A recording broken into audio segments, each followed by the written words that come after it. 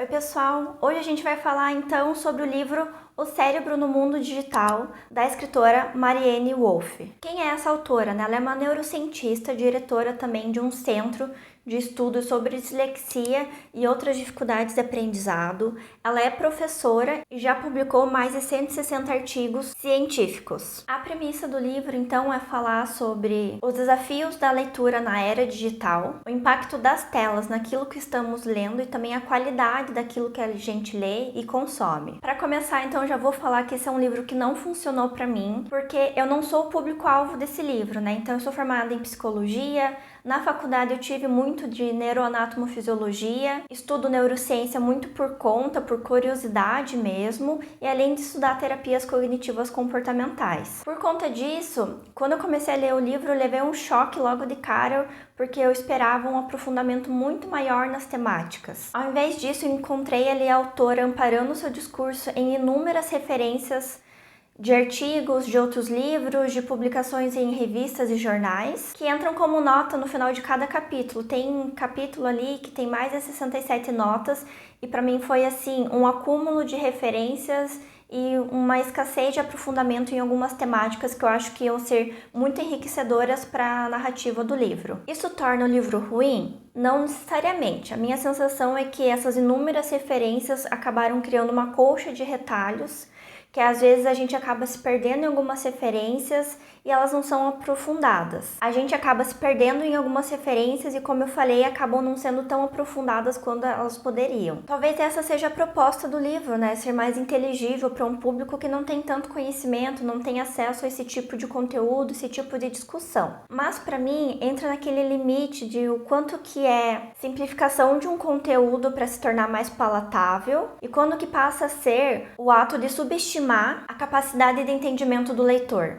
Então, para mim, esse é um limite muito tênue e, na minha experiência, aqui ela dá uma subestimada no conhecimento, na capacidade do leitor, em coisas que ela poderia, sim, trazer uma visão da neurociência de forma ainda palatável, mas com um pouco mais de conteúdo aprofundado e não somente referências a vários outros estudos. O segundo capítulo, que ela chama de carta aqui, para mim exemplifica muito bem isso que eu tô tentando dizer aqui. Onde ela vai fazer então a analogia de como que o cérebro processa as informações, as letras, como a gente recebe essas informações no ato de leitura, e ela vai comparar esse processo então com uma apresentação do Cirque du Soleil, que é aquela dança, são os vários elementos conectados, interligados, que fazem parte de um grupo muito maior de evento. E daí, para mim, a alegoria ela é tamanha, é um lúdico tão extremista que ela utiliza nessa carta, por exemplo, que para mim, baseado naquilo que eu gosto de ler, dá uma empobrecida no conteúdo. Mas eu quero falar então um pouquinho do que é abordado em cada carta,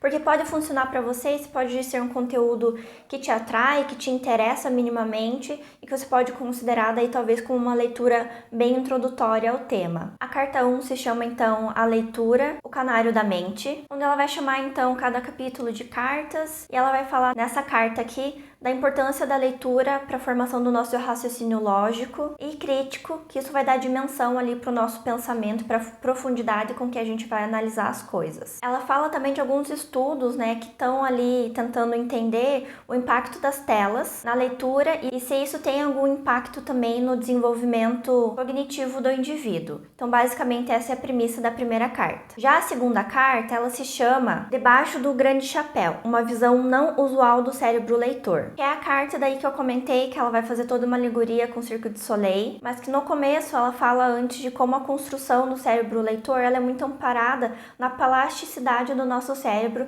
Tenho certeza que você já deve ter ouvido isso em alguma aula de ciência durante a escola. E por conta dessa plasticidade existir o nosso cérebro, as nossas sinapses, toda a nossa vida cognitiva, ela vai ser formada por aquilo que a gente lê. Da mesma forma com que o cérebro pode ser moldado, né, de forma positiva com aquilo que a gente está consumindo, a forma com que a gente está consumindo e a qualidade do que a gente consome, ele pode também ser formado de forma negativa, com escassez de estímulo, com conteúdos que não são positivos, que não fomentam um aspecto crítico da leitura, né, de quem está lendo, quem está consumindo aquele conteúdo. Já na carta 3, ela vai lançar uma pergunta: se a leitura profunda ela está em perigo. Eu acho que das cartas que eu li durante o livro, essa foi a que mais me interessou. As outras, como eu comentei, elas ficaram um pouquinho pouquinho a desejar. Primeiro ela fala do processo evocativo, então de quando a gente está fazendo uma leitura profunda, de como o nosso cérebro ele vai fazendo uma predição, né? Ele vai tentando prever as coisas que vão acontecer,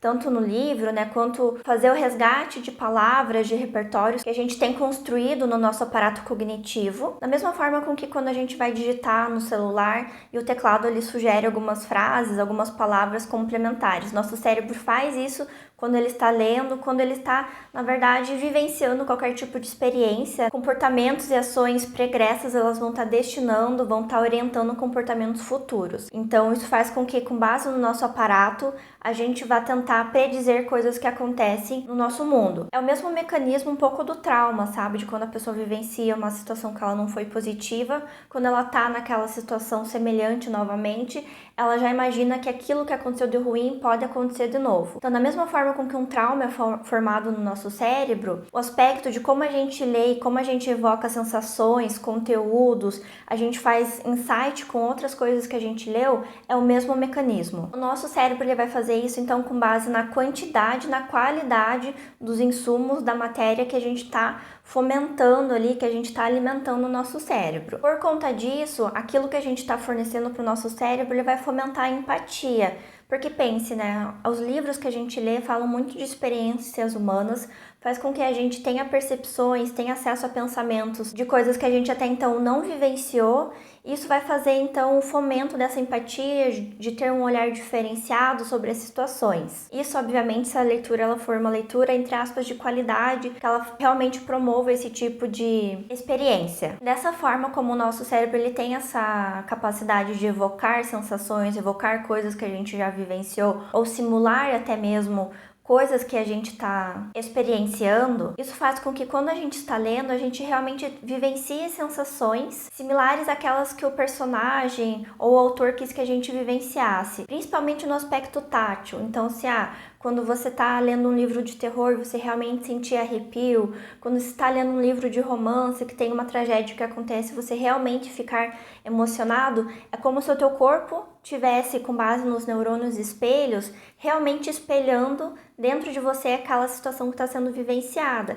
Então, realmente, a leitura ela pode ter esse potencial de mudar um pouco o nosso cérebro, mudar um pouco a dinâmica daquilo que a gente sente e vivencia. E dessa forma, como a gente tem essa sensação praticamente tátil mesmo, sensorial, com base naquilo que a gente está lendo, isso fomenta novamente a empatia, porque é como se a gente estivesse, entre aspas, sentindo na pele aquilo que está sendo lido. Obviamente, de uma proporção que é ínfima, muito menor daquilo que de fato aconteceria, mas ele promove então esse tipo de sensação. E na página 65, né, a autora mesmo vai falar que uma grande parte de seu cérebro foi ativada tanto pela empatia ante o desespero visceral da personagem, quanto pela ação motora de neurônios espelho interpretando esse desespero.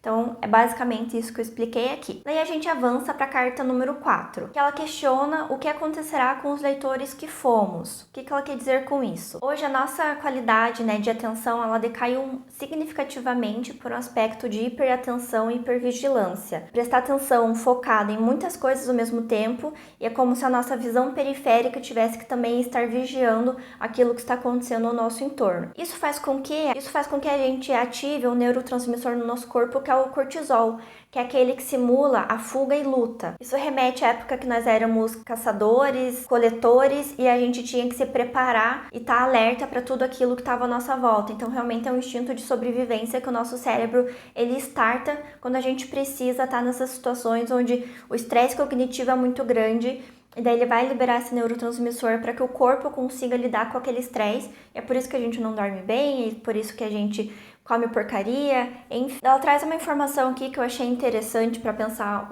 como a gente consome as coisas hoje, né? E como às vezes a gente diz que eu não tenho tempo para ler, minha vida tá muito corrida, né? Ela fala que uma pessoa comum nos Estados Unidos de hoje lê por dia o mesmo tanto de palavras que pode ser encontrado em um romance. É raro que essa leitura seja contínua, constante ou concentrada. Aí você pode questionar, né? Tá, mas como assim que a gente lê a mesma quantidade de coisas que teria num romance? Vamos pensar, né, quando você entra no Instagram. Quantos stories que você lê, quantas fotos pela qual você passa ali e tem uma legenda, ou até mesmo quando você vai assistir alguma coisa, você vai assistir com a legenda, né? Tudo isso vai formar então esse amontoado de conteúdo que a gente acaba consumindo, que daria o suficiente para formar um romance, mas que são informações picadas, cortadas, superficiais e que acabam não fazendo com que a gente exerça esse raciocínio crítico. Eu achei bem interessante essa premissa que ela traz. Eu senti que depois que eu comecei a me dedicar ainda mais para a leitura, e o consumo então nas redes sociais, ela é um consumo diferente, né? Não só nas redes sociais, né? Mas em páginas online, em tudo que a gente for ler ali, que é no meio digital. Que ela vai trazer um pesquisador então de leitura, que ele fala o seguinte, que o novo normal em nossa leitura digital é ler por cima. Pesquisadores dos movimentos oculares têm observado que a leitura digital envolve com certa frequência um estilo em F, ou estilo zigue-zague, em que localizamos palavras pelo texto afora rapidamente, como num caça-palavras. Para captar o contexto, pulamos para as conclusões do final e, somente se isso se justificar, voltamos ao corpo do texto para selecionar detalhes do apoio. Então a gente faz aquela leitura que ela é inspecional, então ela é por cima.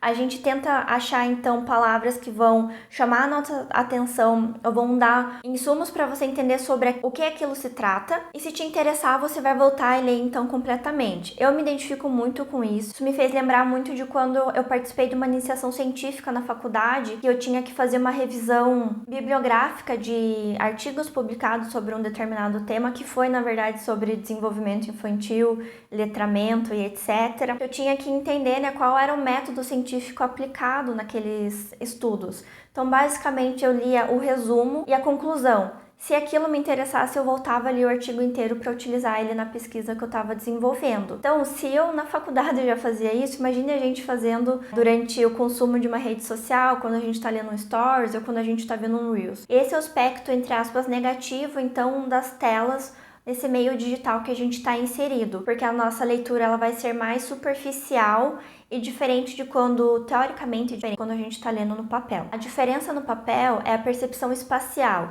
Então eu estou aqui com um livro, a forma com que as palavras, a forma com que o texto é estruturado, eu consigo lembrar aonde a informação que eu estava lendo está, aonde que eu parei, eu consigo voltar no livro de forma muito simples, eu consigo escrever nas margens, se for o caso, ou colar post-its com pensamentos, com insights que eu tive, quando no meio digital isso é um pouco mais difícil de ser feito na mesma proporção que é feito no papel.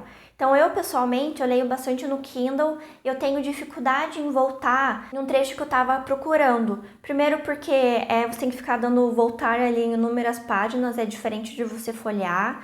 E outra porque, como a estrutura, né, do Kindle, as páginas são todas iguais, faz com que eu tenha um pouco mais de dificuldade de encontrar uma informação, principalmente se eu não marquei ela. Esse livro, por exemplo, por mais que eu não tenha marcado todas as informações, se eu depois lembrar de algo que eu queria, eu consigo, né, eu pessoalmente consigo fazer isso com mais facilidade do que no meio digital. Isso eu tô falando da minha experiência, a tua experiência pode ser diferente, né? Mas eu entendo que é um pouco disso que ela tá tentando defender aqui no livro. Daí a gente avança para a carta 5, que vai falar como criar filhos numa época digital. Essa carta e as 3 seguintes não me interessaram tanto. Se você for pai, se você for mãe, acho que é interessante a leitura para você entender o que ela traz um pouco nesse tópico. Para começar, ela vai abordar aqui que as crianças, elas não têm um desenvolvimento pré-frontal suficiente para tomada de decisões. Então, na verdade, a gente vai ter desenvolvimento ali do pré-frontal, que é tomada de decisão, ponderação e etc, depois dos 20 e tantos anos. Isso faz então com que a criança ela vá pulando de um estímulo para o outro, principalmente porque a criança ela é instigada para o novo, né? Tudo é novo, tudo é curioso para elas. E quando a gente expõe elas então às telas, isso faz com que diminua a sensação de tédio das crianças, porque elas vão estar sendo bombardeadas ali de estímulo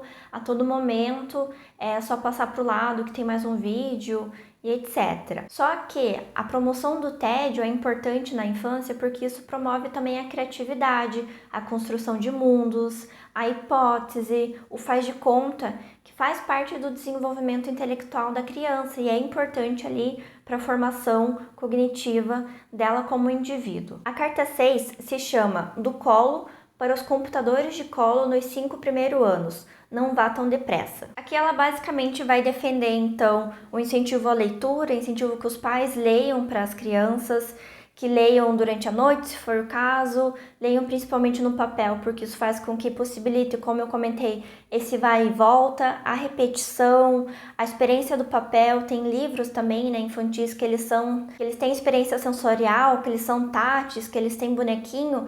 Tudo isso fomenta, então, a imaginação da criança. Já a carta 7 se chama A Ciência e a Poesia no Aprendizado e no Ensino da Leitura. Essa carta ela vai ser destinada, então, para entender o período onde as crianças aprendem, de fato, a ler e a escrever, que elas não estão sendo mais mediadas, né, por um cuidador. Em resumo, as escolas elas não estão aptas ainda para acompanhar, para atender crianças que aprendem em ritmos diferentes e que estão em níveis diferentes do seu desenvolvimento de leitura. Acredito que ela traz isso principalmente pela experiência dela, né, como diretora de um centro de dificuldades de aprendizagem, como dislexia e outras dificuldades, da mesma forma com que não está apta para lidar com potencialidades, com alunos que se destacam e que estão à frente do desenvolvimento esperado.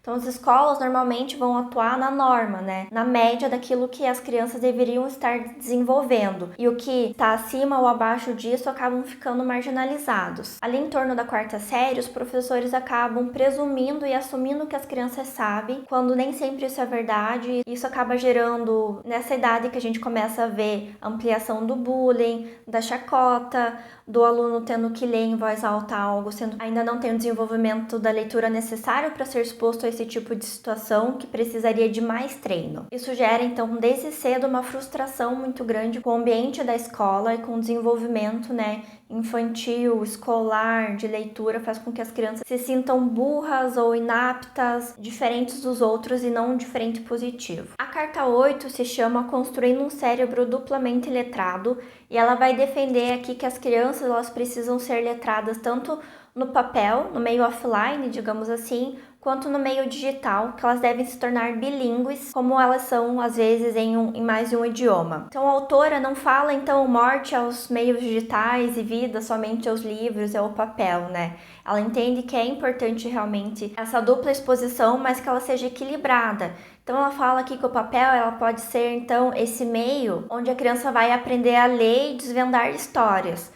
Já o meio digital, ele pode ser aquilo que vai desenvolver o lúdico delas, como criar uma música, desenvolver robôs ou desenhar. Então, tudo isso ele pode ser conciliados, sendo uma mídia usada para uma coisa e outra para outra, e fazer com que a criança, então, aproveite o melhor desses dois cenários. A carta 9 vai se chamar, então, De Volta ao Livro. Ela vai fazer uma retomada dos assuntos abordados, que ela vai fazer referência a Aristóteles também, que escreveu que uma boa sociedade ela tem 3 vidas: a do conhecimento, a do entretenimento e a da contemplação, sendo que a da contemplação é essa que a gente vivencia após lermos, que é onde a gente reflete, é onde a gente vai decantar aquele conteúdo que a gente leu, é onde a gente chega no ápice da leitura, formando novas opiniões, tendo adquirido sensações diferentes e pelo qual a gente é transformado, a gente é modificado internamente. Nessa carta tem uma página aqui, um parágrafo ali de meia página, basicamente, ela faz 3 citações diferentes e, assim, para mim foi o ápice daquilo que eu tô querendo exemplificar, de que é quase uma verborragia de citações. Tem estudos interessantes, sim, dava para ter dado uma dosada ali na mão, que eu acho que ela passou um pouco do ponto. Nessa carta, ela também vai falar sobre pessoas que são salvas pela leitura, e eu tenho um sério problema quanto a isso. Ela traz o exemplo de pessoas que estavam até então em campos de concentração. Para mim, pessoalmente, eu me incomodo quando vejo isso em diversas obras, porque é quase um comportamento de fetiche do poder, do potencial dos livros, e eu acho que isso acaba relativizando a situação que a pessoa estava inserido, a catástrofe que ela estava vivenciando ali, é um bem que resultou do mal. Então eu acho que assim é muito perigoso esse tipo de constatação, porque eu acho que coloca ali em xeque somente a leitura e quão benéfico isso foi para a pessoa, né, naquela situação desastrosa que ela estava vivenciando, mas poxa, a pessoa podia nem estar naquela situação. e mesmo assim ter uma boa experiência com o livro, sabe? Não é pessoas que estão destruídas ali, numa situação extrema, que vão ser salvas. Então, eu acho muito perigoso quando a gente faz esse tipo de relação. E ok, as pessoas podem ter tido ali seu último respiro de esperança com base num livro que elas tiveram contato, mas eu acho que isso não é o mais importante, sabe? Senão a gente começa a falar que os meios justificam os fins. E não é bem por aí. Bom, pessoal, o livro fala basicamente sobre isso, então. Você pode ter ouvido a resenha até aqui e ter pensado, né? Poxa, mas isso daqui é interessante, isso daqui eu nunca tinha ouvido falar. Ou, gostaria de entender um pouco mais sobre isso. E beleza, o livro vai funcionar para você. Como eu comentei, não funcionou pra mim, mas isso vai muito de leitor para leitor, e tá tudo bem. Se você assistiu esse vídeo até aqui, meu muito obrigado. Não esqueça de deixar um like aqui, de se inscrever no canal e de compartilhar esse vídeo com alguém também que pode se interessar pela leitura desse livro. Vou deixar aqui embaixo também o link para caso você queira adquirir o livro. Lembrando que se você adquirir através do meu link, eu ganho uma pequena comissão da Amazon, sem você pagar nada mais por isso. E nos vemos no próximo vídeo.